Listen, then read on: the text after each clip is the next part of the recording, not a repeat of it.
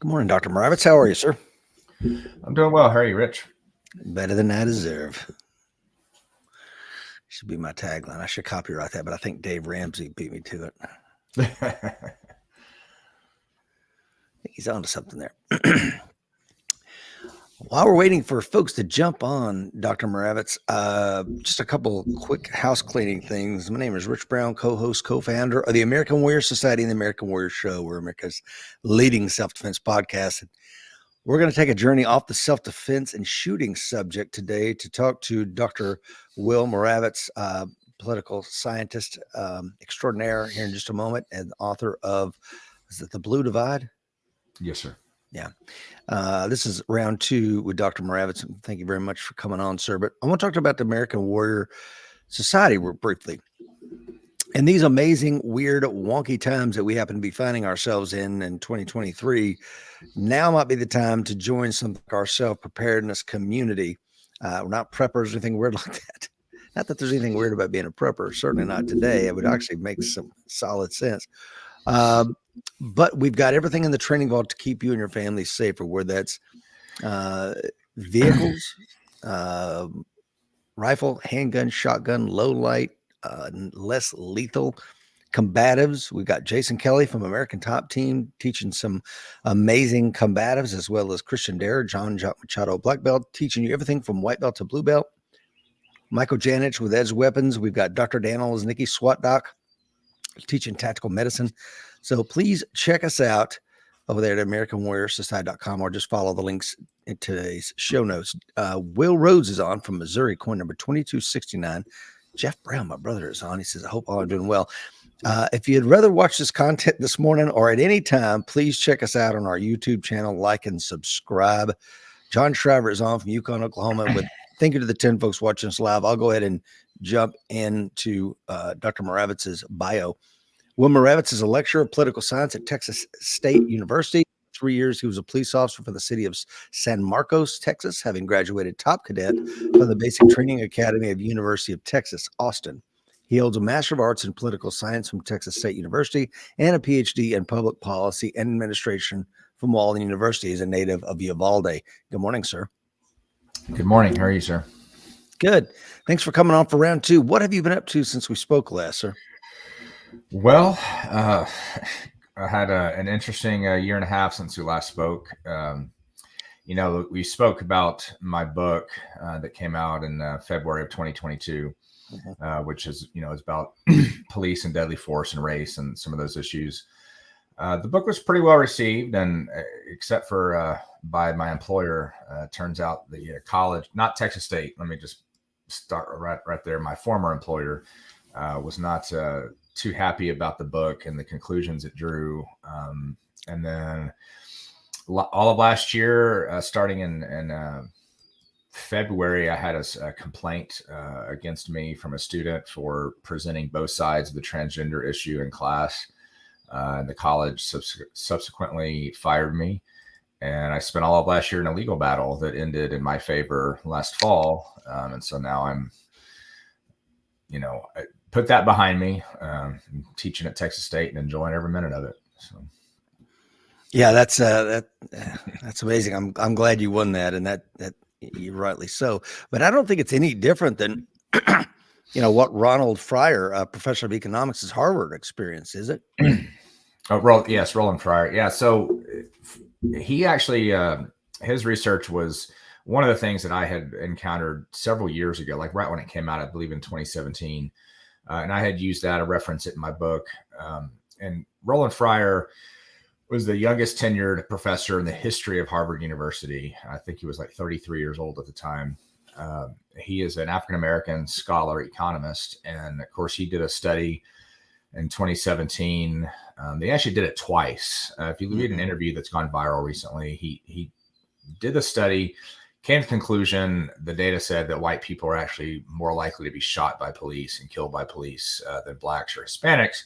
Correct. And he's like, well, that can't be right. So he redid it with a whole new research staff, came to the same conclusion. So he was encouraged not to publish it. He went ahead and published it. And it more or less, at the very least, dampened a very bright career that he was having at Harvard. Because people just didn't want any kind of evidence to combat the narrative. And of course, he's not the only researcher that did research on this topic and came to that conclusion. He's probably just the most famous of them. Well, so again, Dr. Moravits' book, if you haven't watched the show we did about it, The Blue Divide, Policing and Race in America, please go back and check that out. There's links to Dr. Moravits' book, and I've read it. It's incredible. Do yourself a favor. But Roland Fryer, his analysis was, and I'm going to read here, an empirical analysis of racial differences in police use of force. And he determined the following, quote, on the most extreme use of force, officer-involved shooting, we find no racial differences in either the raw data or when contextual factors are taken into account. We argue that the patterns in the data are consistent with a model in which police officers are utility maximizers, and we'll break that word down in just a second, a fraction of which have a preference for discrimination who incur relatively high expected costs of officer-involved shootings. Utility maximizer, that's one of those $5 words that can sneak by if you're not paying attention. And that is you're forecasting various possibilities of outcomes that may be experienced if you do this. And I will give you anecdotal evidence. My friends that are still cops are members that are still police officers. When they get in a shooting or they're telling me about a friend that was in a shooting, they're like, yeah, but thank God it was a pregnant white woman, so he's going to be okay. And I'm like, whew, okay, thank God. I'm being a little bit facetious, but at the same time, I'm not really. I mean, that if there's one, if you're a white officer and it happens to be a minority, stand by, brace for everything from the state to the local county to the DOJ to the entire world to be coming down on you for that. Am I wrong on that? No, you're absolutely right. And one of the other studies that I referenced in my book was from Washington State University. They did a simulated training scenario where they put officers through, like virtual reality live fire situations. And what they found was that officers were less likely to not only shoot people of color, but when they did, they hesitated longer than if in the same situation with a white suspect. And in the debriefing of that study, the common theme from these officers was they were consciously aware of what might happen if they shot a person of color, especially a black man, for example. And so that affected their response time and their decision whether or not to shoot at all. And of course, as in the field, and that was in a simulated environment, but in the actual field, that would be, cause for great concern because that could put the officer at risk, could put bystanders at risk. Unnecessarily, because you're factoring in some kind of political backlash to doing your job effectively, and your job, of course, is to protect and serve, and in some extreme cases to put your life on the line to save other people or to put your life in danger to stop a threat. And so if you're hesitating or if you're second guessing yourself in that situation because of political narratives that may come out afterwards, that puts everybody at risk. Yeah, it does. And again, I go back to what an excellent choice of words, saying that police officers are utility maximizers. Again, someone who's making a forecast about the various possible outcomes. And the study, one of the things that it did find, and this is where I kind of disagree with Roland on this one. He says that there was no racial disparity or discrimination. In reality, that's not necessarily true. The data did determine that officers were 23.8% less likely to shoot and 8.5% Hispanics relative to blacks. So they're more likely to shoot a white person, which is almost like an inverse disparity. But I think, did I hear you correctly, Dr. Moravits, that you used his study for your book? Yeah, he's one of the various researchers that I used. There was another study done by a group of researchers that looked at data from various data points. There are the government, FBI Uniform Crime Report's one of them, but there are various other reports the DOJ collects. There's also reports the CDC collects, and then the National Crime Victim Survey, which the CDC and the National Crime Victim Survey are, I guess you could say, untainted, as I put it, by policing, because a lot of people will say, critics or skeptics would say, well, the data that police send to the FBI or to these different reports is biased or it's incomplete, which there's evidence to suggest that it may be incomplete, but that's only because the municipalities or the enforcement agencies that don't submit to the FBI Uniform Crime Report are very, very small organizations that, a lot of these places, if you look into the data, that they haven't had a murder in, years or decades. But the crime victim survey, that has nothing to do with police. And when you compare the data from the CDC and the crime victim survey to what the FBI and the DOJ collect, they're very, very similar. And what these researchers found is that same thing as Dr. Fryer, is that in all cases, in all data sets, white males are more likely to be killed by police in the same circumstances. So what he's probably referring to is there's no racial disparity, is that he's just coming from the perspective that everyone thinks there's a racial disparity in the direction of bias against Black people. And so I think that's probably what he was getting at.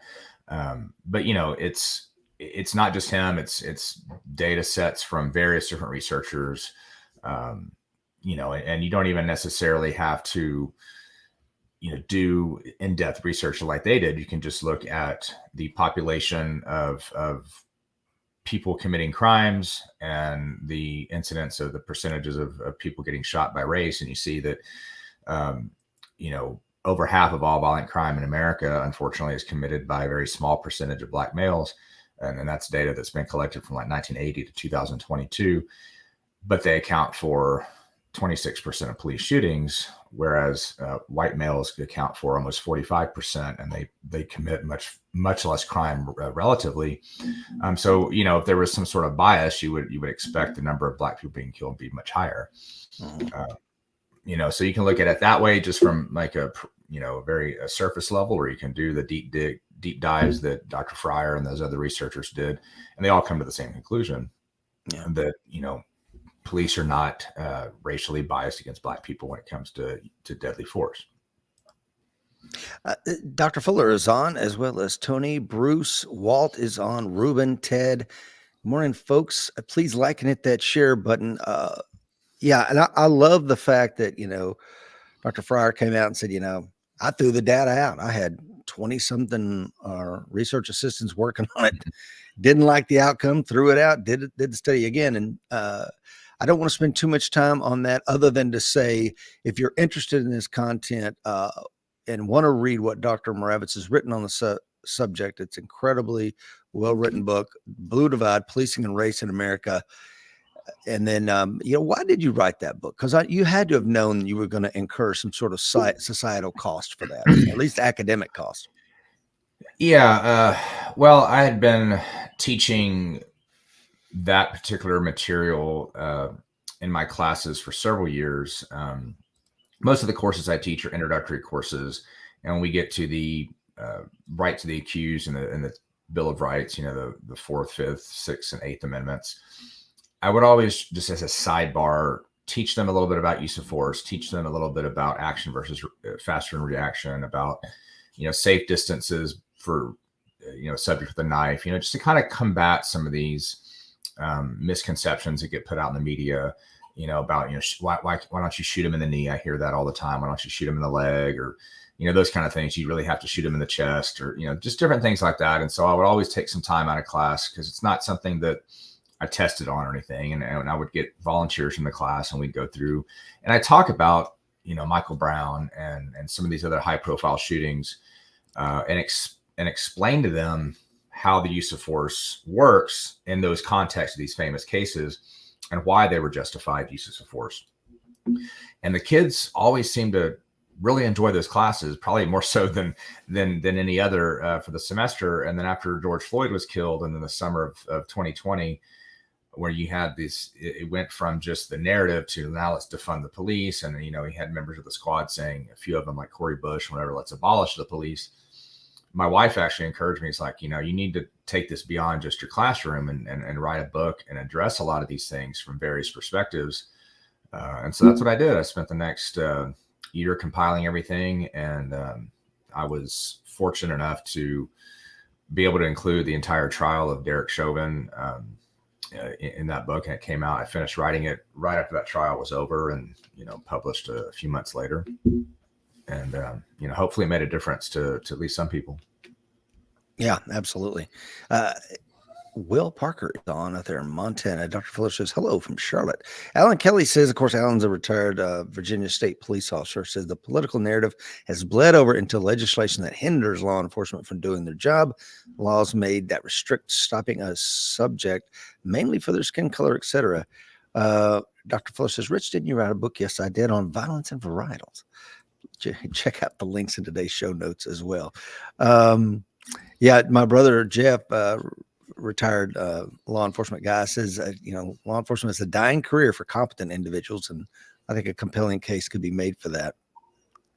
Oh, for sure. I mean, everywhere is hurting for officers. I live in one of the reddest states in Texas, Comal County, just outside of San Antonio, and our sheriff is somebody that I've gotten to know a little bit, and we're 34 to 40 officers, or excuse me, deputies short, because you just can't hire enough people, because people don't want to work in this kind of environment. I mean, when I got into law enforcement, there was some of this tension, especially in a college town where I worked, but it's just so much worse now. And I don't know of any department anywhere that is has an employment level anywhere near their actual capacity or their actual need. I know Austin, just up the road from us, I think is several hundred officers short, and they're offering huge bonuses, and the pay is good. But there was an article that came out recently where there's a part of Austin, Texas, that did not have a single officer assigned to it recently, and so there was nobody to respond to calls. And that's just ridiculous, and it comes all from that narrative. Yeah, the one of the most bizarre narratives that I saw recently, and was the mayor of Chicago ending the contract with ShotSpotter. And his justification for it. It wasn't necessarily financial, although I'm sure it was part of that was, but it had more to do with how the ShotSpotter was some sort of racially biased thing. And I'm like, excuse me, because and I want to say it recorded like 150,000 shots. I could be wrong on that. I just scanned the article briefly, but the point of the matter is, ShotSpotter gets a hit. They get the CCTV camera. They see who the individuals are. It's obvious what the melanin in their skin is doing, if we're going to make it that. And I just don't understand. I don't understand how that can be racially biased. You'd think you'd want to protect your citizens from people that are using guns in that manner. Yeah, I mean, I don't understand. It's not an AI type of system. It doesn't have any. It's an inanimate object, run by a program. It just here's a certain noise and a decibel level, recognizes it's gunfire, turns on the camera. Pay with the racial bias is just that the information it's giving out isn't what the mayor wants. And the sad part is that people that live in those communities want more police. You talk about people who are the vast majority of law-abiding citizens in these communities that just happen to live in parts of town that experience high crime. You actually go and talk to those people, whether they're Black, Hispanic, or otherwise. They want more police because they don't want to be victimized, any more than anyone else does. But it's the squeaky wheel gets the grease. It's the Ben Crumps of the world. Somebody who, even as a Christian, I have a hard time just I just can't stand that guy, which I know I'm supposed to, love my neighbor and all that kind of good stuff that my priest tells me. But it's just hard, when he's such a charlatan and he's such a race baiter, and he does more harm than good easily, and he's just one of the many.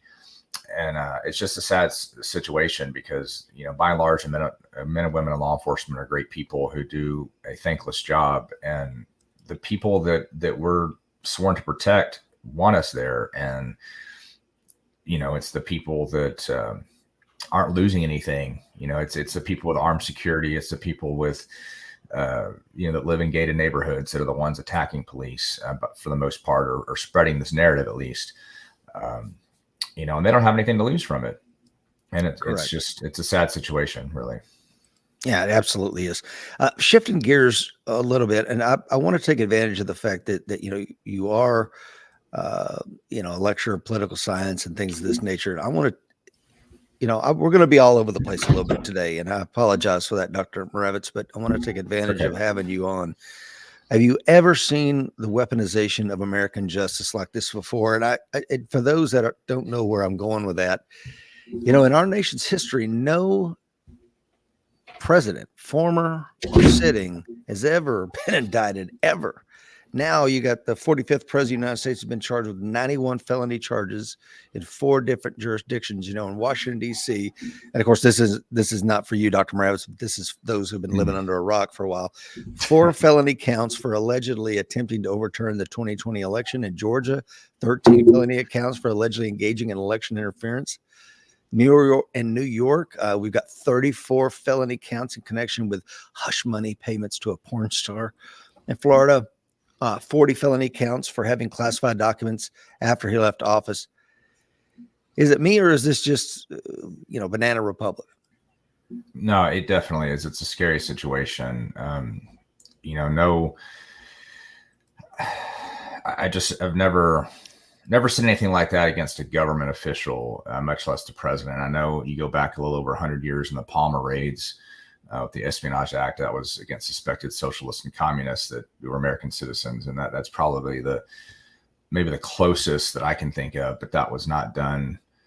It's kind of a false equivalency, really, because we're talking about the former president, who not only is a former president, but is somebody who is the presumptive nominee, and somebody who, according to polling, is going to be, at the very least, very competitive to replace President Biden. And, I think it's anybody who's reasonable. And that's the problem. There's very few people out there that are reasonable about this topic. And sad to say that I have friends and family members who are otherwise very intelligent, reasonable people who hate Trump so much that they can't see what's actually going on. I had someone post on Facebook recently about Navalny being killed in Russia. And actually, it turns out some Ukrainian foreign minister or secretary, somebody, government official, said that he may have actually died by natural causes recently. I saw that a couple of days ago in the news, which kind of shocked me. But at any rate, she said, this could still happen here, where somebody, a political prisoner, can, be, put into prison. I was like, yeah, it has happened. It's happening to our former president right now, but it's also happened. This particular family member was a big Obama supporter, and he used the Espionage Act to go after journalists, I think 9 times. So it's like, where were you? This happens, and the fact that it's to Trump, and so basically people on the left, on the other side, cannot stand this man so much so that they don't even really see what's going on, the selective justice. I mean, you just compare the facts of the Biden case with the classified documents to Trump, and it's just an egregious example of weaponizing the justice system, because Biden actually, while he may have cooperated so and so more so than Trump did, the reality is that his violations of the law were far more egregious than what Trump did. And then the fact that where he left these documents was far less secure than at Mar-a-Lago. I mean, Mar-a-Lago is under 24/7 Secret Service protection. So even if he did have them illegally, it's not like some random person can go in there. Whereas Biden definitely had them illegally, and his maid could have just gone in the garage and found that box. And the Penn Center, is not exactly well guarded either. So it's just insane to me. What's going on, but also just how blind so many people are to what's going on. Yeah. And that to me is probably the scarier part, honestly. It is. I used to hear words like Trump derangement syndrome, and I kind of chuckle, but in reality, I think that, I don't know. I'm not saying that the DSM needs to be rewritten to add that as a condition. However, that may end up taking place, because those people like Sam Harris, who I used to really enjoy his podcast. I've used some of his apps and other products, and read some of his books. Once he said that Hunter Biden could have a basement full of children, and I'm not the corpses of whatever. I'm like, wow, you are really you're off the reservation, my friend. You can't say that you're an intellectual and then make those kind of statements. It just doesn't wash. Thinking of the 25 folks watching us live, Dr. Fuller says, I wonder if President Trump would be getting charged if he were not the presumptive Republican candidate for president? And those kind of questions that make you ponder. Of course, Pat Cahill reminds us that the process is the penalty. Even if all this gets thrown out, it's still bleeding him of cash, resources, and time. And Dr. Fuller says, what's a good double standard if you don't enforce it? Yeah. Yeah. Yeah. It's amazing. Someone brought up the point. I know that, obviously the inflation is a factor in this, but someone pointed out that in a civil case, the most famous, what I always tell my students was the trial of the century for my generation, which is the OJ murder trial. He got fined $25 million for killing two people, and Trump gets fined almost $400 million for a victimless crime, which really, if there's any blame to go around, it would be the bank, because if anybody knows, when you go get a loan at a bank, they're supposed to do due diligence. I mean, who doesn't fudge, as Kevin O'Leary from Shark Tank said, who doesn't fudge the numbers in their favor when they try to go get a loan, especially when you're talking about a real estate mogul or somebody in big business. And it's just, I mean, we apply for credit cards and you put, oh, what's your income? I mean, who actually puts their exact income? You always kind of inflate it a little bit, or, round up to the next, whatever, because that's just what you do. And it's up to the bank to do their due diligence and to make sure that what the application says is true. And if they were willing to accept what Trump organization was putting, they gave the loan and it got paid back in full. Got paid back in full on time with interest. And that's the thing, they made money. Well, yeah, absolutely. As a person that, if you said, okay, what's the value of your farm here? And I can't just go off of Zillow or what some real estate appraiser, because it's a place I inherited from my grandfather. There's meaning to that beyond just the bricks that hold the thing together. So, yeah, I know when you have Fannie Willis and Letitia James say, well, they're running on the fact that we're going to go after Trump. And again, the banks didn't even bring this claim in New York. It was all James, and the smug look on her face and the smug look on the judge's face, and they're just giddy at the fact that they can put the screws to this man. And I get that a lot of people don't like Trump's personality, and that's, no one says you have to. I mean, I get that he rubs people the wrong way, but like, just that what they're doing to this guy is well, what they're doing to the our nation of laws. And this is the sad part about having a nation of laws, is that they can, and in this case, I would submit that they are being weaponized against someone. And this idea of lawfare, how do you end it though, when you have complete immunity for district attorneys and judges? I mean, what I would submit is there needs to be some sort of law that says, you cannot run for political office on a platform that says, I'm going to destroy this one individual. I'm going to use the law to go after this person. To me, that's unethical, immoral, and at a minimum, she should be disbarred. Yeah, I mean, I don't know much about the rules in New York for attorney generals or what have you, but I know as a police officer in this country, you have to give an oath to defend the Constitution. And I think, it would make sense that people in public office, I know Congress people do, and I would assume people, at the state level would as well. I mean, I know it's New York, so who knows, but, being in Texas my whole life, it's hard to fathom what other states are like sometimes, when you visit and you're like, I can't believe it's this way here. But, you would think that if she violated her oath, to uphold the law and the Constitution fairly, they said the Lady Justice is blind. And so if you can show that she's not being that way, then yeah, that should be, a reason enough to disbar her, or to the very least, you would hope that the people would not elect her again. But the reality is it's New York, it's Manhattan, that's just kind of the way they're not the ones that see the problem here. Correct. In general. It is a sad state of affairs. And I think one of the things that, bothers me, again, maybe even more so than what the government's doing, is that you have so many people who don't see it as a problem, people that are otherwise kind of reasonable. And you have the villainization, not just of Trump, but of anybody who voted for him. Yes. Which there are at least 75 million people that did. And I happen to know in my own family, people that voted for him, that would have voted for him, but just don't typically get involved in the political process because it's it's not really pertinent to this conversation. But I have members of my family that were like, "Oh, I don't vote, but if I did, I vote for Trump." So you're talking maybe 85 million people that would vote for the guy, or did vote for the guy, and somehow they're being villainized along with him. And that's the scary part for me, because you talk about, Trump can handle it. I'm a big Kid Rock fan, have been for a long time, and he says, Trump's the toughest MFer he knows, as far as that kind of stuff goes. And obviously, not in the physical sense, but just in how tough he is. And I have a friend of mine here in New Braunfels that the last almost 4 years of her life, she and her husband, along with a few others, are being sued by the Biden-Harris campaign staffers for driving alongside the Biden-Harris bus on I-35. And they're in federal court. They've had to raise almost $300 to defend themselves. They're being sued under the Ku Klux Klan law of 1871 or 73, basically are oppressing the right to vote for minorities is what they're being charged with in civil court.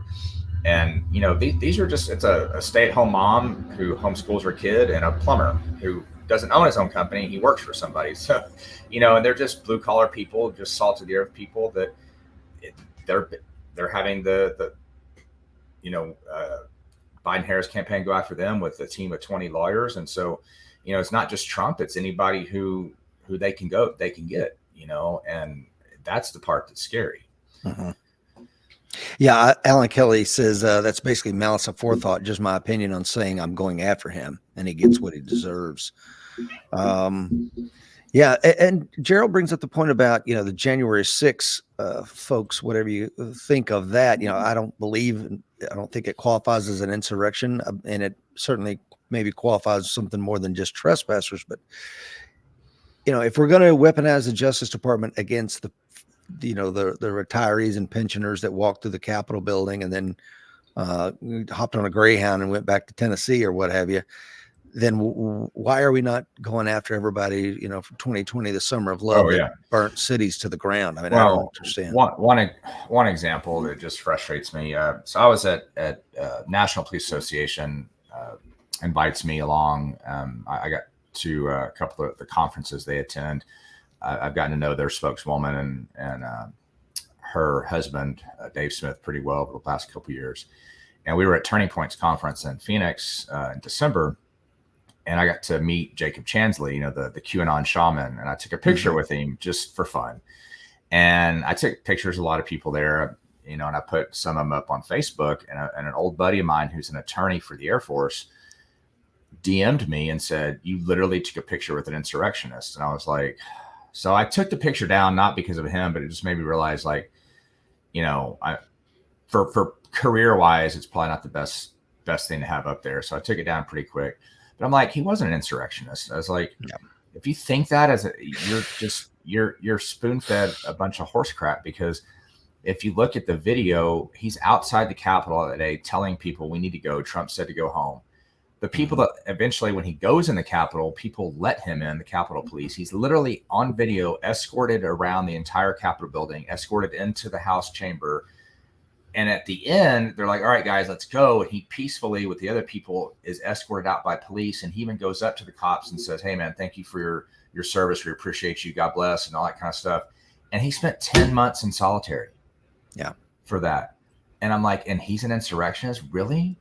Like, and you're supposed to be an attorney who put stuff on Facebook about, I'm worried about, the birthright for my children, they're going to have a constitutional government, when I'm gone. And I'm like, man, you're blind. And I'm sure if he sees this, which he probably won't, but if he sees this, he'll probably unfriend me, which is unfortunate. I don't think that that's something adults should do, but it happens. Yeah. But it's just, that's the part that frustrates me. More so, I think, because, like I said, Trump can handle it, but this other part of society, the kind of break from reality, what's actually happening, that's the scary part for me. No, I 100% agree with you. The lack of reasonableness and objective judgment that comes with the derangement relative to the 45th president. And I try to say the 45th president as often as possible, and the 46th, because there's so much emotion tied to either one of those gentlemen that let's remember that this is the president of the United States, whether you liked him or not, whether you didn't or did not vote for him. But when, the sitting president comes out in September of, I don't know if it's last year or the year before last, it's all getting together now, Dr. Moravits, but, and gave his, extreme MAGA Republican speech, if that didn't send chills down your spine, you're not paying attention. You're talking along with all the red in the background, or he's with the Marines standing there. And then you've got you put a little mustache on his upper lip, and he looks pretty. It's terrifying. It really is terrifying. At some point, we have to take these people at their word. And when Hillary Clinton says Trump supporters may need a formal deprogramming, I'm like, words have meaning, guys, and you don't have to look far into the 20th century to realize that political violence and genocide killed more people than both world wars. So I just think that we're seeing something in America that perhaps we've never seen before. And it's leading up, and this is kind of where I'm going with this point, Dr. Moravits, is that it's leading up to the most contentious election since 1860, in my opinion. Am I wrong in that? Absolutely not. And really, when you sent me over the questions yesterday, it reminded me of an article I read prior to the 2020 election, which was it was not done, by some media guy. It was actually historians, people that study this like myself, that the 2020 election was the most divided since 1860. That we are as a society are as divided as we were in 1860, which I would agree with. There's some major differences, of course. One being a big part of the population is asleep. Yes. And those are the people in the middle. There's people on the far left and the far right, or wherever you want to say. I don't like saying far left or far right, but the people on the left and the right that are actually involved are not asleep, but they're very divided. The people in the middle, are people who just have their head in the sand. They're just trying to live their life, for whatever reason, they just don't really notice a whole lot. That's a big difference. I think the other thing too is obviously in 1860, the country was separated geographically by the slavery issue as being the main issue. I mean, there was other things as well, but that was the main dividing issue. Today, there are a plethora of dividing issues. Really, kind of, I think it probably comes down to, and pardon me if I get a little academic here, but Thomas Sowell puts it as the conflict of visions. Your vision of human nature, and your vision of the role of government, and that's a really where you see the divide between the right and the left is what is the vision of human nature, and what is the role then of government, and that bleeds itself into a number of issues, and then of course we're not separated geographically into North and South. It's every state, whether they're red or not, or blue or not. It's basically urban and suburban and rural. You look at Texas. We're not as red of a state as people think. But you go to certain parts of Texas, like where I am in Comal County, which is where New Braunfels is. 2020 was, I think, 72% voted for Trump. But then you go to Austin and it's flipped, and that's just 30 minutes up the road.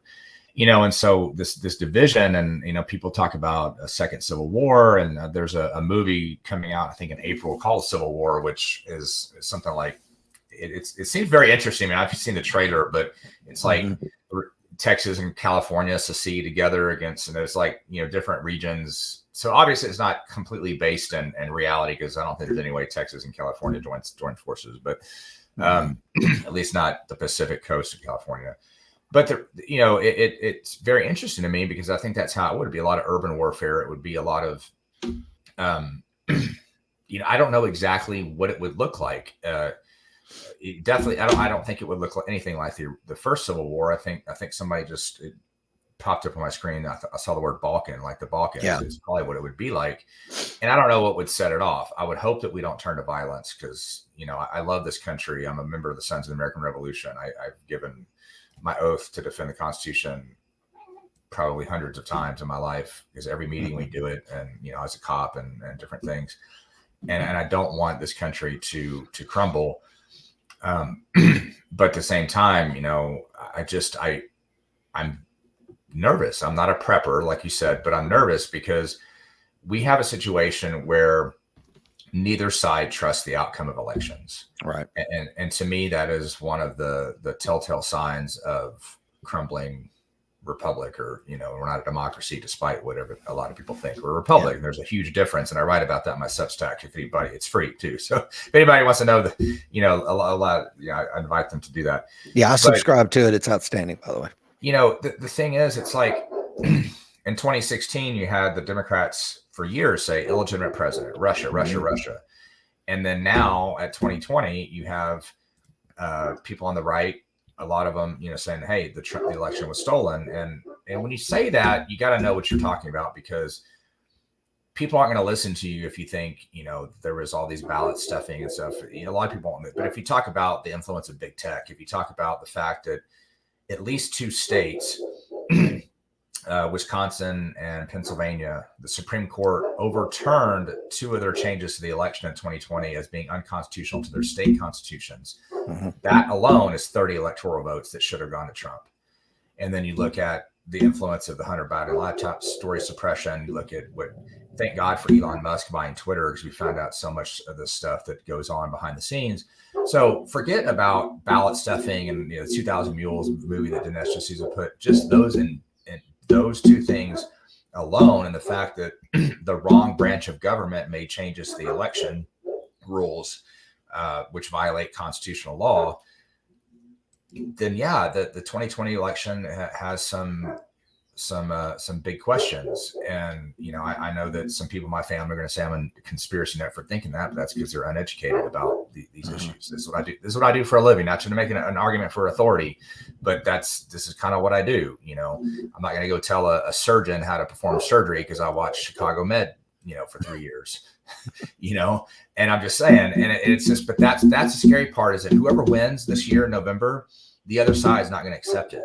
Yeah. Right or wrong. I mean, they may have reason to. I'm not saying that, but I'm saying the other side's not going to accept it. And when you have that particular trait in this country where no one trusts the outcome of elections unless your person wins, mm-hmm. I don't know how we fix that. That's a huge problem. Yeah. Because then you lose faith in elections, and then, it's like, I think there's an election coming up in Russia. Putin's of course going to win. And, it's kind of one of those things, like, where do you go from there when you can't trust your elections? Yeah, exactly. Alan Kelly says, look at history of third world countries and their totalitarian regimes. Is this our history, or is this our future? And that, I think, is the bigger question to me. Well, they say every empire falls eventually, and we're hitting. I will tell the listeners, my U.S. representative is Chip Roy, and I know that a lot of MAGA people didn't like him recently because he backed DeSantis, which I find a little silly because we're both on the same side. I've gotten to know Chip Roy fairly well, about as well as you can for somebody who's not like in his inner circle. He helped me out a lot with my lawsuit, by the way. He did write to the president of that college and basically said, you're federally funded. You need to, answer to me why you're doing this. So I respect him a lot for that too. But at a meeting last year, I'm a precinct chair in Comal County, and we got to meet with Chip, and he said, we got about 3 years. Of course, it's 2023. So he's talking about 2026, the bicentennial 250th anniversary of the Declaration. He said, we got about until 2026 to save this country. And then after that, he's like, I don't know if it's possible. Yeah. That's one thing he said. And the other thing he said about that, we're talking about impeaching Biden. Of course, this was about a year ago now. And of course, the border, I'm from Uvalde, as you mentioned. Of course, most people now know it for that infamous shooting at Robb Elementary, where I went to 4th and 5th grade. But, it's been a border issue for a long time. And my grandpa was 32 years in the Border Patrol. So, a lot of my friends' fathers were in Border Patrol. And, one of the things that he said, was like, why won't Biden protect the border? And at some point, Chip said, well, are you going to grab your gun and go down there? Like, is that what we're saying? Is it time to do that? Is it time for another 1776? Like, what's going to kick that off? And I mean, I don't know, because we've, back then there's like 3 million people in the whole country. We got 330 million at least. Add another 10 million illegals that come across in 4 years. But who are our George Washingtons and our James Madisons and our Thomas Jeffersons that are going to galvanize people to do that? I just don't know. It's a completely different set of circumstances. And, who's our Sam Adams that's going to create the Sons of Liberty and actually rally people to do anything? And I don't know what the answers are. I'm just thinking out loud, but Right. those are kind of things that keep me up at night, because, I've got two kids, a 19 and 17-year-old, and I think about their future. And, if I happen to have, grandkids one day, what kind of country are they going to have? And so I just don't know. I don't either. And I think thinking of the 25 folks watching us live and everybody that will watch in the replay and on the podcast to come. Donald Green is on. Semper Fi, brother. You and I were in a little shooting match about 33 years ago. Hope you're doing well, sir.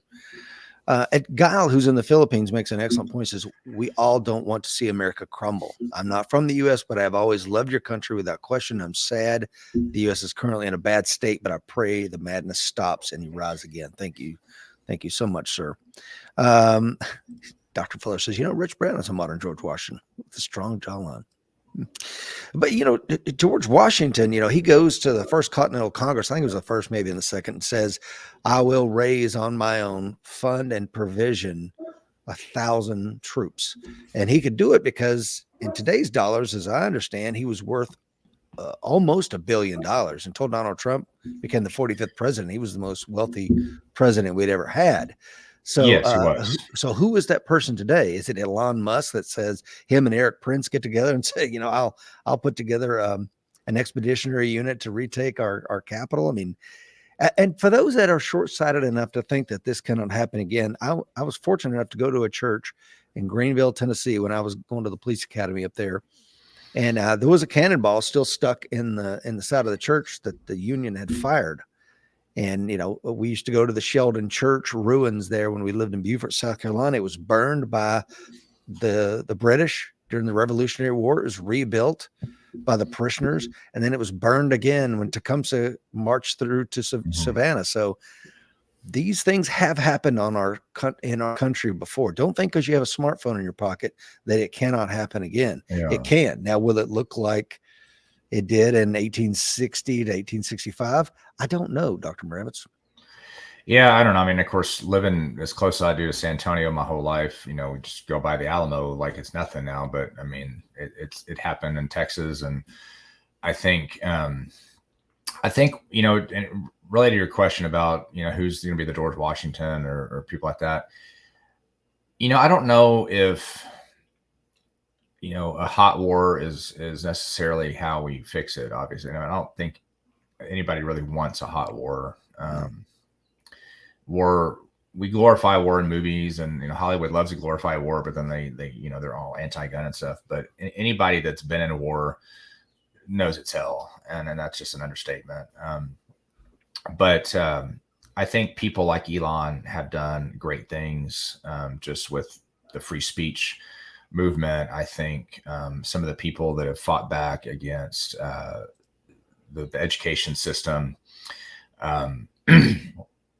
who fight against CRT or exposing the trans ideology and fighting back against that. I think there's some real brave people. I got at that same Turning Point conference, I got to meet a young lady named Chloe Cole, who I was familiar with. She, for those of you who don't know, she had a double mastectomy at 15. She got pulled into that trans cult, and now she's 19 and detransitioned and is leading the fight, to protect children from a lot of these states. And so I think there's signs to me that the tide is turning.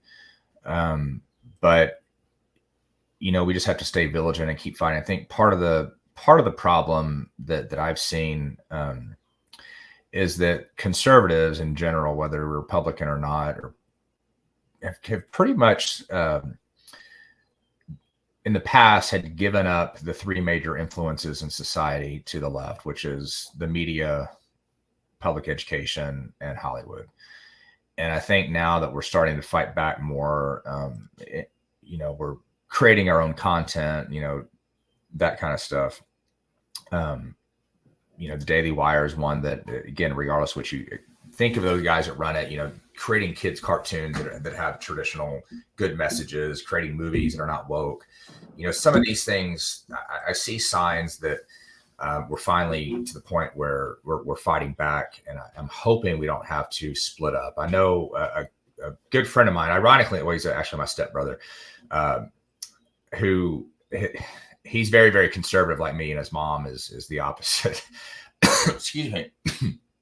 But he said for a long time, he's a very brilliant guy, that maybe a national divorce is the best way to go. Yeah.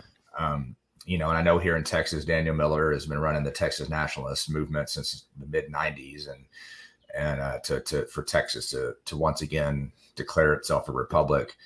And again, I have mixed feelings about that too, because I see, in one case, I see, kind of the rationale behind that. But again, I'm a member of the Sons of the American Revolution. My mom's family came here on the Mayflower as a worker, not a passenger. So it can't be the Mayflower Society. We were just the help. But I'm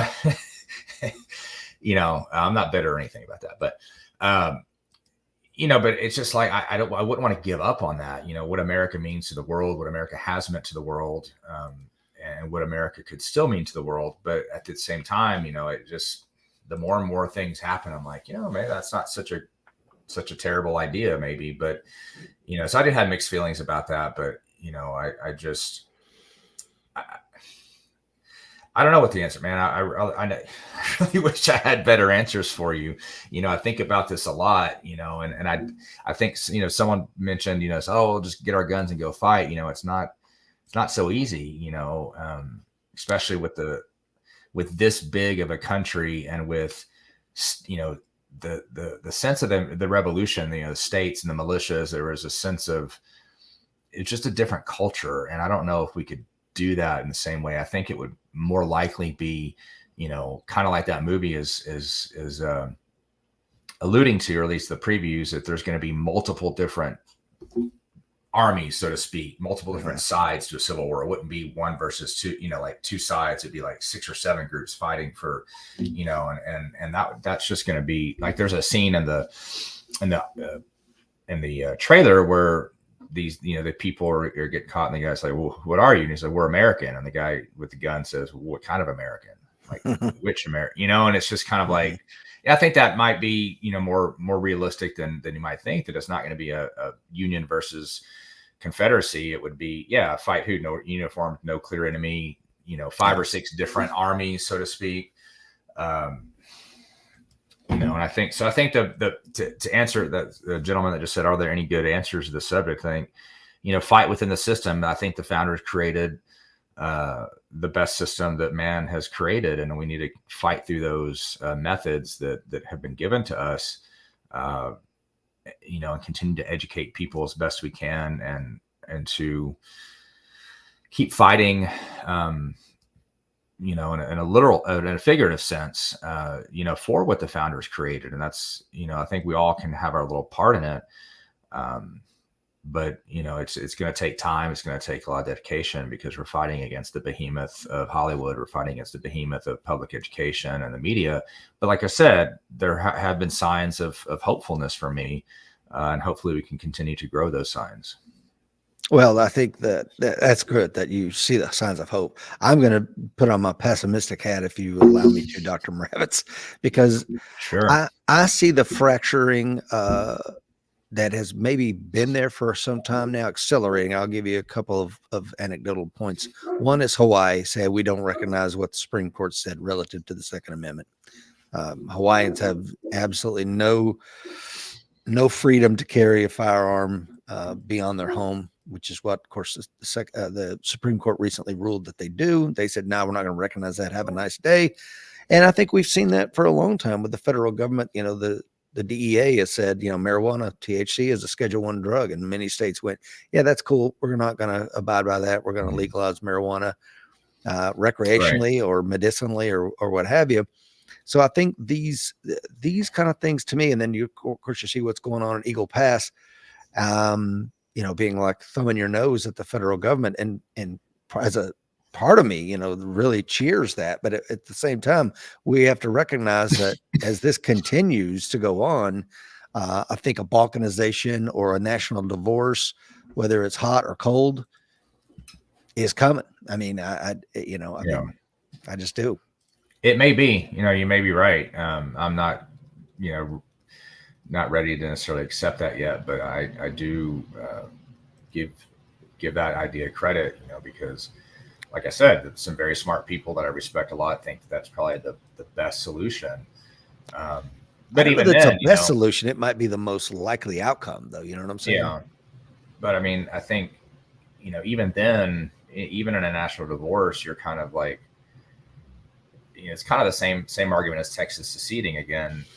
There's obviously going to be people within, let's say, for example, that Texas secedes tomorrow, and I know that it's been they've tried to get it on the ballot in November to have like people vote on whether or not we should start a Texit, like, Blexit or whatever.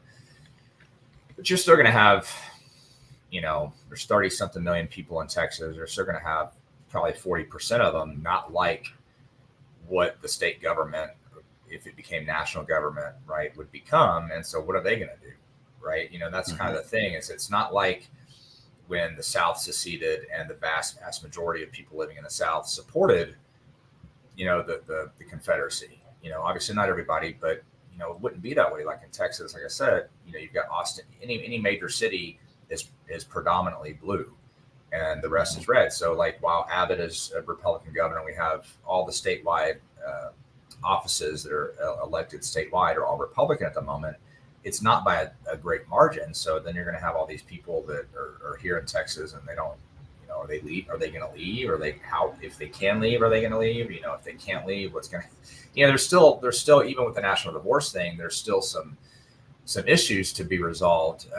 Because like I said, it's not geographic as like state by state, while, the South is generally Republican. Within those states, there's a lot of, high concentrations of people that wouldn't like the government any more, any less than they do now. And so I don't know. I mean, it might be the most likely solution. You may have to have some sort of federal program where, okay, if you're a leftist and you're living in now the Republic of Texas, here's some money to go move to the Soviet Republic of California, whatever. I mean, maybe that's what the answer is. I don't know, but it is the balkanization. It's just, it's a scary thought. And I don't think, to kind of to your point though, when you bring in 7-8 million people from other countries who do not share our values, that's just going to make it worse too. So while I see signs of hope, I also see some, signs that, that it's not going to be enough. So, I'm realistic about that, but. Great comments coming in. Let's take a couple of them here. Dr. Fuller, of course, was a retired FBI agent. I'm a retired Marine Corps officer. So you, me, Dr. Fuller, and most of the people watching us, have taken various oaths, as you have too, to this nation. So I think all of us realize the things that we're saying, are powerful. And we hope that people wake up, I'm sure. But Dr. Fuller's point says firearms, drugs, immigrations, when we pick and choose the laws we're going to obey, we stop being a nation of laws and simply become a balkanized collection of fiefdoms. And then Tony over there at the FAST group says, what about all the illegal laws created by an administrative oligarchy? And that is a problem when you have legislation by fiat, the overuse of executive orders. I think it leads to some of these things. And I have refused at least 2 orders that, I will not follow that. I have no duty to follow this immoral law. Won't do it. Let the chips fall where they may. Let's start reading me my rights and let's do what we got to do. But when it all comes out, I think I'll be vindicated. And we need people willing to do that. And that's why I applaud what you did, Dr. Moravits, having the courage to write this book and then stand behind it and go to court to defend yourself. Yeah. I mean, you've got to, what I keep saying, to my wife and even to my mom, at times it's like, if 6 members of my family and my ancestry put everything on the line to fight for this country, the least I can do is stand up and fight and for what I believe in and for what this country was founded upon. But as far as like what they said about the fiefdoms. Yeah, I mean, you want to say, well, states' rights, right? Obviously, well, kind of just depends, because Hawaii, they're basically saying, federal government, screw you. Just, in Texas, in a similar way, not the same, but a similar way, is doing that with the border. But I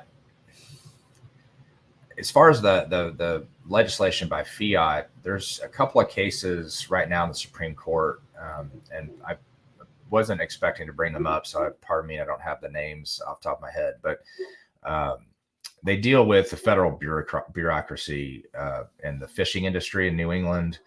There's a couple of groups of fishermen in New England that had brought suit that if the Supreme Court rules in favor of the fishermen, which, being who's on the Supreme Court right now, it's probably pretty likely that happens. That could really be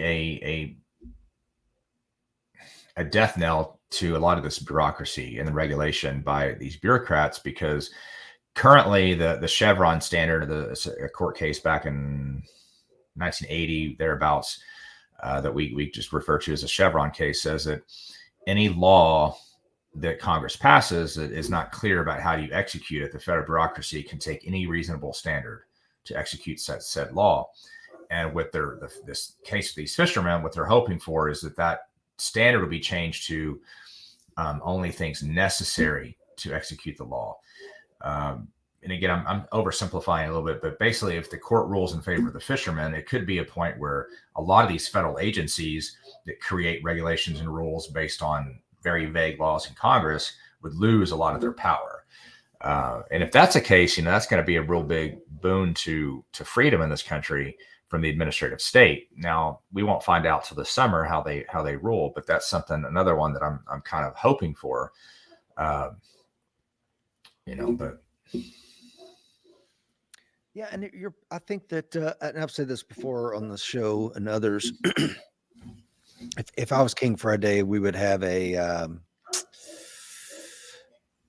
cabinet level position for a national historian, because all these things have already happened before, either here or in other parts of the Western world, and we can learn from them or suffer the consequences if we don't. Michael Gentili says, my practical experience with liberals is that they are averse individually to going kinetic in support of their values. A commitment ends past posturing for their power group.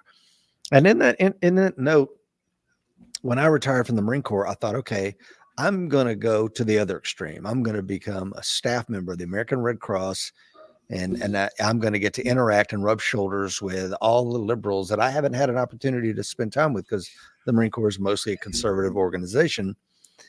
And what I found was, this is surprising to me, is it's all conservative Christians that are manning the soup kitchens in the line. It was a really, I'm gonna be honest with you, it was a big shock. And I remember asking on one disaster relief operation, I said, where are the liberals at? And the lady looked around, honey, they're not here. And they ain't never been here. I've been a Red Cross volunteer my whole life. So to Michael's point, I think he has something going there. And one final thing on that, we asked for role players one time. This was pre-COVID, and we put out a call for, and it's some sort of pandemic, how we're gonna run this vaccination program, and it was eerily similar to what was put in place for COVID. So make what you want of that, tinfoil hat community. But what I will say is the role players that showed up were like, look, Stacy, we're doing something, and that's when the liberals showed up, when it came to role playing. But when it came to actually putting your money where your mouth is and getting out there and working in a shelter, I didn't see it. Now, could be anecdotal. Yeah, I mean, I would point out a difference between liberals and leftists. Correct. In my experience, leftists definitely are willing to maybe not fight physically, although Antifa likes to, bombard people. When it's 10 against 1, it's fine. Yeah. When it's mano a mano, it's a different story. But yeah, leftists tend to be a little bit different than liberals, I think, in that context. I would agree with and there is a difference there. But, when you put your money in your mouth, it's conservative Christians usually will actually do things, with their own money and their own time and talents and treasure, whereas liberals tend to want the government to do it all. like, yeah, just tax the rich and let the government be in charge, and we'll just sit back and do our thing. And that's not always the case. I mean, like I said, I have very liberal family members that are very active in their church and do things like that, but volunteer work. But I think for the most part, it's a pretty good statement to say that conservatives pull more than their fair share of weight when it comes to that kind of thing. There was an interesting video that came out from Australia, and the sign in front of this beautiful home, $1 million home, was, "This house sits on stolen land from the whatever Aboriginal community," right? So, Right. so they got a bunch of Aboriginals to dress in their customary clothing, knocked on the door and was like, "Hey, I saw your sign, and we got some folks here that would like to reoccupy this dwelling. So if you could just kind of like let them come in." And they're like, "Oh, no, we just put that up yesterday." And it was just painful to watch these people backpedal. But anyway, I digress. Oh, no, there's a similar one where a guy was like, same thing with the border issue, and the guy comes up to him and says, "Would you let him in your house?" And he's like, "What do you mean?" He's like, "Well, I got these 3 men from Honduras, and here's Juan's medicine he takes, and whatever." And he's like, "Here." And the guy's like, watering his lawn. And he's like, "What do you mean?" It's like, "Well, come on, you said that. Want him in." Yeah, it's a little different. I see a lot of people like, they get on social media and they're like, "Oh my gosh, this is not the Christian way to do things." It's like, okay, how many people do you have living in your house that you don't know that are from, it's like, it's one thing when it's other people having to do the work. When it comes to your doorstep, it's a little different. Yeah. But if you don't mind me, I'm going to bring up one thing, because you said right when we started, you said something about preppers, and you were kind of like, not that there's anything wrong with it. And I'm gonna try to be as vague as possible, because I don't know how much information I would be sharing, but I know somebody pretty closely that's in special forces, and we were talking not too long ago over a beer, and he was saying that one of the things, get the solar generator and be prepared to live on your own, because one of the things they're worried about was these 9 electrical grids being cyber attacked by China, and basically shutting off all power in America for 2 years, and they would suspect about half of the population would die. And we're just kind of like talking about beer, and I was like, "Yeah, see, this is why I don't hang out with you as often as I'd like to, because you always tell me these things that really." And he's like, "Oh, don't worry, just get to my house, we'll be fine. Somehow get to my house, and we'll be fine." And, but. So you kind of joked about the prepper. So I went home and like ordered books, like prep. What if the grid goes down, like book survival guide type thing, but those are some things that, I'm glad that there are people that think about those things out there and have to deal with that. But, well, it is a scary world, Well, like I said, when I left, I ended up being in charge of disaster preparedness operations for the entire state of Tennessee. So that made me more of a prepper, air quotes, because I saw that the plans were wholly inadequate. I mean, and I saw that in working as a deputy director of disaster relief operations, that we're not ready. I mean, if Katrina didn't tell you that, Hurricane Sandy didn't show you that, we're not ready. We might be able to handle a hurricane when it affects one county, but if it's a state level outage or a countrywide, it's a wrap. I mean, it really is. You are 100% on your own. I remember sitting at a very high level meeting at the national level. We're like, well, what if the New Madras fault line goes again and it impacts Memphis like it did when it created Real Foot Lake? And the plan was like drop leaflets and say, get out of the city, head east, like that's it. Yeah, we're not going into the city. It's going to be chaos. We're just going to have to wave them down the interstate. And I'm like, whoa. And then we'll set up refugee camps. I mean, that's all. Like, there's no big master plan. And if large power transformers start going out, we get those from China. They might take 18 months to get here. If you haven't read Ted Koppel's amazing book, Lights Out, I encourage you to do that. And you'll probably become a prepper after that. But Eric Prince was recently on a podcast, and he was saying that he suspects that the AT&T outages may have been a test run for China. Of course, the FBI has said for a long time, they know that Chinese malware is sitting on our power infrastructure. What it's doing there, No one knows. Can't get it off. If they decide we have a weak administration right now might be our time to tiptoe into China. I'm sorry, into Taiwan. What does that look like? I don't know. Yeah, I mean that's something that it's a scary thought, because when AT&T, when I don't have AT&T, I have Verizon, so I didn't even notice anything. But I know a lot of people, freaked out, and on Facebook later that day, a friend of mine from Uvalde I grew up with was like, he's like, a whole generation just figured out what it was like living in the 80s as a kid, and y'all didn't pass a test, But I think it's so true. I mean, what would happen if we had no access to electricity? I mean, what percent of the population can survive? I would and I talked to my students about this, and I kind of joke. I'm like, so, you might want to get a redneck friend, because all those people you make fun of that are rednecks are going to be the ones surviving while you're over there tearing each other apart and dying. But it is a scary thought. I know I was a cop during Katrina, and then was it Hurricane Ike or Rita? I get them confused. That came into Texas the next year.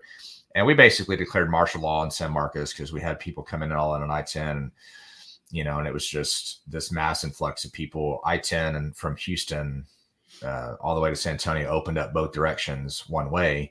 So nobody could go east. Everybody was going west on both sides. And it was just a clusterfuck of epic proportions, and I don't think it's gotten any better. Oh God, no.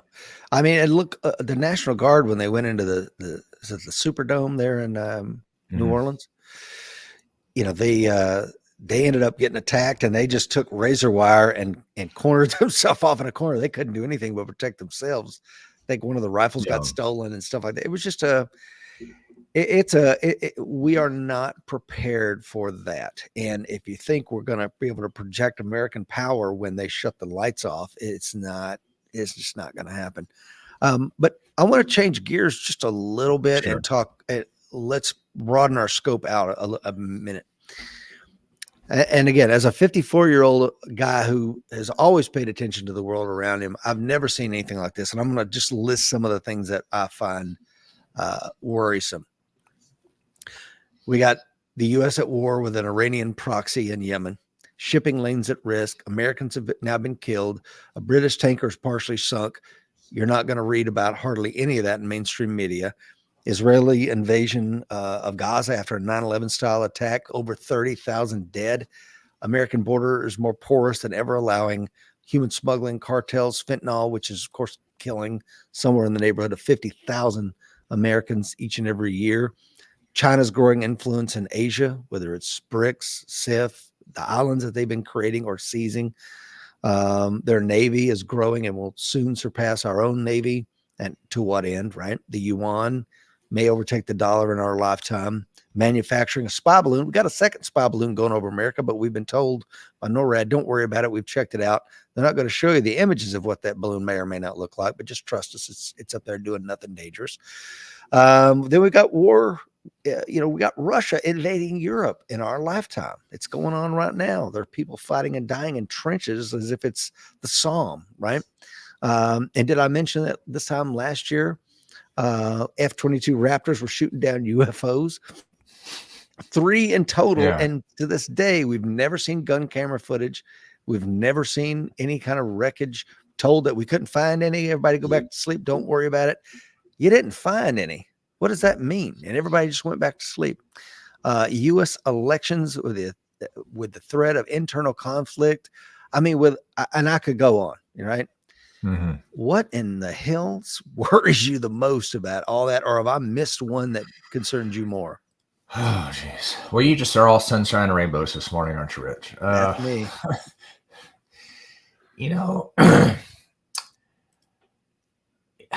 I'm not sure which one would worry me the most. I will say that, let me make a few comments. One of the things I talk to my class a lot is, as I teach intro level courses mostly, but there's a famous line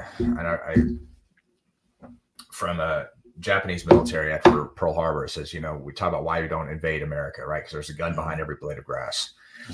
And so I tell myself, it's like, no country is going to invade America with a conventional military, because we have too many. Our military is is what it is. It's a great military, although it's becoming a little too woke, and I could go on and on about all these threats you have, and yet we're worried about whether or not we have transgender in the military and enough diversity and white rage training and all this kind of stuff. But you're not gonna invade. There's too many people with guns. There's too many people that it would be very bad. But I tell my students, like, but what if you could invade America with us allowing you to? What if you could send, I don't know, a couple 100,000 fighting age males across the southern border and have them just be sent anywhere in America they want to, no background check, nothing. Right. I mean, Turkey alone had 75,000 special interest aliens. For those of you listeners who may not know, that basically just means an illegal immigrant from a country as a state sponsor of terror, or that has suspected terrorism ties. And then just, I don't know, one day you send out the mass message, it's time, and, they can have all these, lone wolf terror attacks, all that kind of stuff. You talk about, recently at the border, there was that guy who was interviewed, and they said, sir, can you tell me who you are, where you're from? And he says, you don't know who I am. And he said, no, sir. And he's like, well, if you were smart, you would. He's like, but everybody will know my name soon. And then people on the internet dug in. It's like, oh, look, that's a terrorist leader that was released from prison somewhere in the Middle East, and now he's here somewhere in America. I think, that's something that really scares me. I think the situation in the Middle East, that same friend of mine with Special Forces, says we're just a spark away from another major World War III incident, dealing with that. But those are probably the two biggest things. I know you're probably familiar with the story of Aaron Bushnell that set himself on fire the other day. So apparently, one of the things that he had been sending to his friends, and I know I read, stuff about him as a socialist and all this kind of weird stuff, but he was saying that with his top secret clearance, that he believed that American soldiers were in the tunnels in Gaza killing Palestinians. And I just think those two situations are probably the two biggest, simply because I think if war breaks out in the Middle East where we have to get involved more so than just the proxy that you mentioned against Iran, I think we're likely to see an alliance of Russia, China, Iran, North Korea, and probably some other smaller countries against the West. And being that they have the Middle East, at least, and now China has so many thousands of people recently in our country, we could be seeing, some attacks on our home front from within to a scale that we've never seen before. Yeah. And I wouldn't think it would be a mass scale like a 9/11. I think it would be more like, dozens or hundreds of Pulse nightclubs and Boston Marathon bombings. These small scale attacks, soft targets. Because you know just as well as most people watching the show that there are so many soft targets in this country that could just so easily infiltrate. I mean, it's just not even. It's to the point where I don't even like to think about it sometimes. Just how easy it is to walk into a shopping mall and do a lot of damage. Right. Or a high school football game. Maybe not getting into the Super Bowl is one thing, but getting into, a high school football game anywhere in Texas or anywhere, it's going to be pretty, that's a few thousand people, so those are the things that kind of keep me up at night is the situation in the Middle East, having weak leadership, like Biden. I mean, the guy, number 46, I guess you should call him. I have very little confidence in him projecting any kind of strength. But yeah, I would say that those are probably the two biggest things that worry me. And it's kind of a combination thing. When you look at, if we go to a major war with China and the Middle East, how many people do they have of their own that are here that are not loyal to this country? So. Yeah, I agree. And, one of my favorite Lincoln quotes is the one from, I'm going to read this real quick for those that haven't heard it. I think it's important. From whence shall we expect the approach of danger? Shall transatlantic military giants step the earth and crush us at a blow? Never. All the armies of Europe and Asia could not by force take a drink from the Ohio River or make a trek on the Blue Ridge in the trial of 1,000 years. No, if destruction be our lot, must ourselves be its author and finisher. As a nation of free men, we will live free or die by suicide. And I say that because my concern beyond everything is the internal stuff that's going on here. We can handle, still, I think we can handle a two-theater war, even though we're in a military recruitment crisis, unlike anything we've ever seen since the advent of the all-volunteer force in 1973, 74. We're at the lowest level we've had since pre-World War II. But I still think we can handle ourselves militarily. And maybe that's my own bias as somebody who served in uniform for 23 years. Well, I think we'd have to call up a lot of old vets, honestly. Yeah, and that's you're right, and that's a thing. The Air Force is doing it already. They're trying to get retirees to come back in to fly planes and do some other things. So it's not unreasonable to think that. Well, I would tell you, before I taught at the college level, well, I was still teaching the college level, but I was doing dual credit at a local high school here outside San Antonio. That it's a large high school, but almost 3,000 students, and it is. About 53% of the students are DoD connected because we have so many Air Force bases and Army bases. And it's a lot of the military kids or parents that work in the DoD of some sort.